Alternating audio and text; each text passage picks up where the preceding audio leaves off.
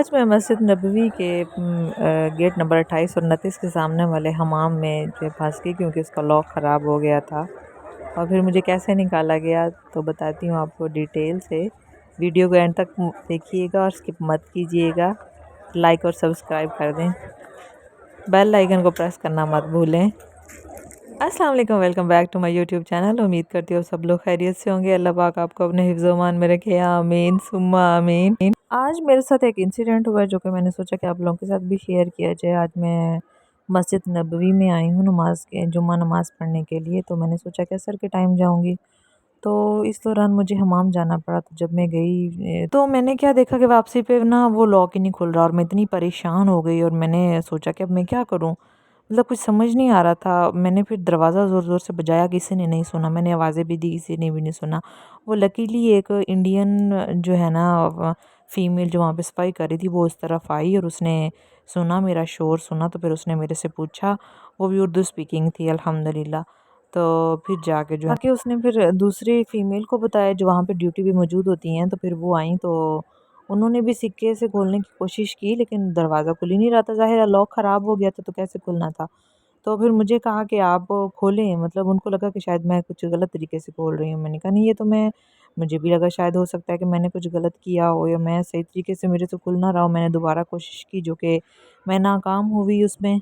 Female बता रही थी कि 2 दिन पहले भी एक वॉशरूम का जो है ना लॉक ऐसे ख़राब हुआ है, और वो हाजी अंदर जो है ना फंस गए हैं। तो आपके साथ भी आज ऐसा हुआ है। तो फिर मैंने उनको कहा कि आप इनको ठीक करवाएं, आप इनको ठीक क्यों नहीं करवा रहे हैं। तो खैर बहरहाल जो भी है, आप अगर मेरे से पहले भी किसी के साथ ये मसला हुआ है, तो मेरे से बाद भी किसी के साथ ये मसला हो सकता है। तो आपने जो है ना अपनी मदद आप शोर करना है, दरवाज़ा बजाना है।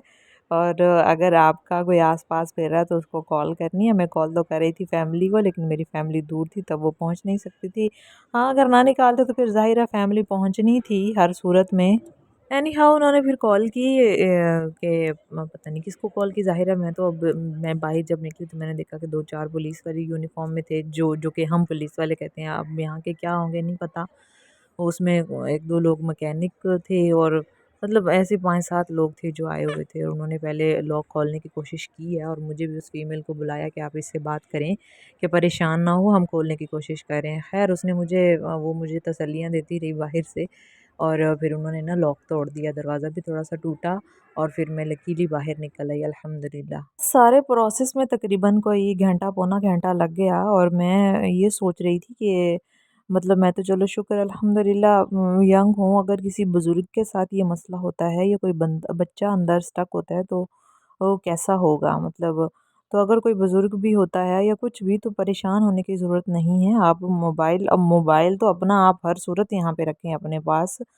तो और दूसरी बात ये है कि अगर कुछ ऐसा इंसिडेंट होता है, तो आप अपने दरवाज़े को ज़ोर-ज़ोर से बजाएँ और शोर करें। बेशक आपकी जौन-सी मर्ज़ी लैंग्वेज है, आप बोलें, बाहर वालों को समझ लग जाती है कि ये बंदा अंदर बंद हो गया। तो आपने परेशान नहीं होना, पैनिक नहीं होना, उसी टाइम उसका हल हो जाता होता है किसी न किसी तरह।